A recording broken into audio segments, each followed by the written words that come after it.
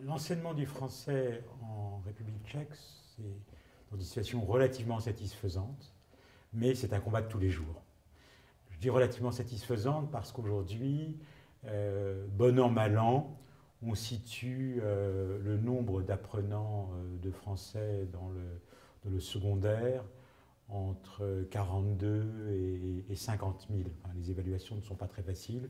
On est en baisse par rapport aux chiffres d'il y a 2 ans, pour des raisons en partie démographiques, mais aussi parce que l'enseignement du français est extrêmement concurrencé par d'autres langues. Le français, pour l'instant, se situe à la 3e place, après l'anglais et l'allemand.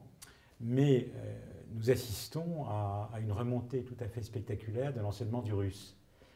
L'enseignement du russe, qui, pour des raisons que vous imaginez, était obligatoire avant la révolution de velours, ensuite a connu un creux.